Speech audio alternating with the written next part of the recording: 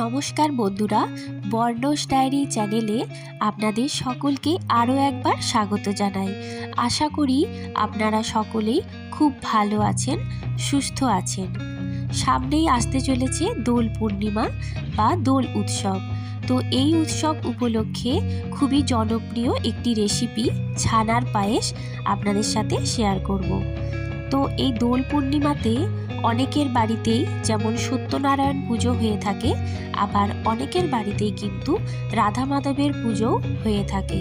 তো এই রাধা মাধবের পুজোতে অনেকেই কিন্তু ছানার পায়েস ভোগ হিসাবে নিবেদন করতে পারেন। তো চলুন খুবই সহজ এই রেসিপি আপনাদের সাথে শেয়ার করি। তো প্রথমেই দেখুন, এখানে আমি একটা সসপ্যানে একটু জল নিয়ে গ্যাসে বসিয়ে দিলাম। এরপরে দেখুন, এর মধ্যে আমি হাফ লিটার দুধ দিয়ে দিচ্ছি। দুধটা কিন্তু আমার জাল দেওয়া নেই, এখনই আমি দুধটা জাল দিয়ে নেব। তো যদি আপনাদের দুধটা জাল দেওয়া থাকে আগে থেকে, তাহলে কিন্তু একটু গরম হয়ে গেলেই ছানাটা আপনারা কাটিয়ে নিতে পারেন। আমি এখানে হাফ লিটার দুধের ছানা কাটিয়েছি, আর আপনারা কিন্তু চাইলে 1 লিটার দুধেরও ছানাটা কাটাতে পারেন। এক্ষেত্রে ছানার পরিমাণটা অনেকটা বেশি হলে খেতেও কিন্তু ভালো লাগবে। তো যাই হোক, কথা বলতে বলতে দেখুন আমার দুধটা জাল দেওয়াও হয়ে গেল। এরপরে কিন্তু গ্যাসটা অফ করে দিয়ে 5 মিনিট পরে আমি ছানাটা কাটিয়ে নেব। কিন্তু গ্যাস অফ করেই কিন্তু ছানাটা কাটাতে হবে। তো এখানে আমি লেবুর রস দিয়ে ছানাটা কাটিয়ে নিচ্ছি। তো প্রথমেই দেখুন 1 চামচ মতো লেবুর রস দিয়ে আমি অনবরত কিন্তু এরকম নাড়াচাড়া করছি।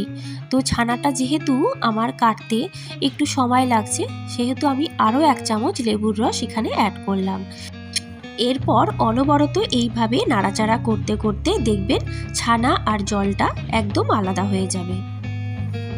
তো এরপরে আমি এই ছানাটা ছেঁকে নেব। তো আপনারা কিন্তু ভিনিগার দিয়েও এইভাবে ছানাটা কাটিয়ে নিতে পারেন। তবে লেবু বা ভিনিগার দিয়ে যদি ছানা কাটানো যায়, তাহলে কিন্তু এখানে একটা ছানার মধ্যে টক ভাব থেকে যায়। তো এই টক ভাবটাকে আমাদের কিন্তু বারবার জল দিয়ে ধুয়ে নিতে হবে, যাতে কোনোভাবে এই টক ভাব না থাকে। তো দেখুন, এখানে নর্মাল জল দিয়ে আমি ভালো করে ছানাটাকে 2-3 বার ধুয়ে নিচ্ছি, যাতে করে ছানার মধ্যে কোনো লেবুর টক ভাব না থাকে।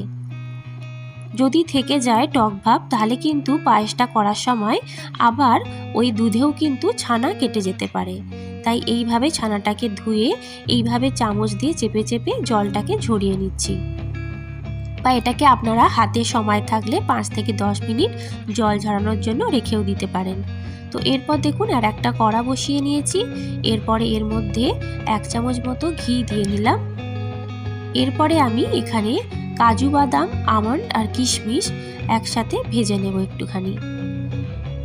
তো এইগুলোকে আমি বলি, এগুলো আমি ভিজিয়ে রেখেছিলাম জলে 15 থেকে 20 মিনিট এই বাদামগুলো।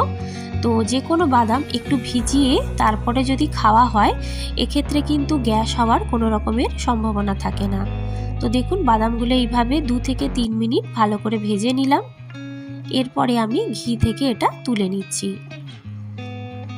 এরপর কড়াতে এখানে আমি আরও হাফ লিটার দুধ দিয়ে দিচ্ছি। এরপরে দুধটা যখন হালকা গরম হবে, মানে আঙুল ডোবানোর মতো যখন গরম হবে, সেই সময় কিন্তু এরকম গুঁড়ো দুধ আমি হাফ কাপ মতো দিয়ে দিলাম। মনে রাখবেন, দুধ যদি বেশি গরম হয়ে যায়, সেক্ষেত্রে কিন্তু এই গুঁড়ো দুধ মিশতে একটু সমস্যা হয়ে যায়।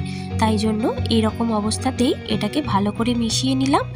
আর দেখুন, এখানে কিন্তু আপনারা কনডেন্স মিল্কও ব্যবহার করতে পারেন, এতেও কিন্তু টেস্টটা আরও দ্বিগুণ বেড়ে যেতে পারে।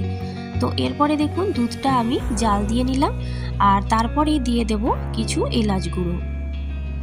তো এইভাবে আমি দুধটাকে অনবরত ঘন করতে থাকবো, আর এটাই হচ্ছে পায়েসের জন্য আমার রেডি হচ্ছে। তো এখানে দেখুন আমি 1 চিমটে মতো একটু নুন দিয়ে দিলাম, এতে কিন্তু যে কোনো পায়েসের স্বাদ আরও দ্বিগুণ বেড়ে যায়। আর দিয়ে দিচ্ছি আমাদের মিষ্টি অনুযায়ী 4 চামচ চিনি। তো দেখুন এইভাবে আপনারা মিষ্টি অনুযায়ী আপনাদের স্বাদ অনুযায়ী চিনিটা ব্যবহার করবেন। তো এইভাবে অনবরত দেখুন এই দুধটাকে নাড়তে নাড়তে একদম কমে এসছে, প্রায় মালাই টাইপের করে নিতে হবে এটাকে। তো এরপরে আমি দিয়ে দিলাম সেই ভেজে রাখা আগে থেকে কাজু, কিশমিশ, আমন্ড। এরপর কিছুটা নাড়াচাড়া করে নেওয়ার পরে যখন দুধটা আরও ঘন হয়ে আসবে, এরপরে দিয়ে দেব সেই ছানাগুলো।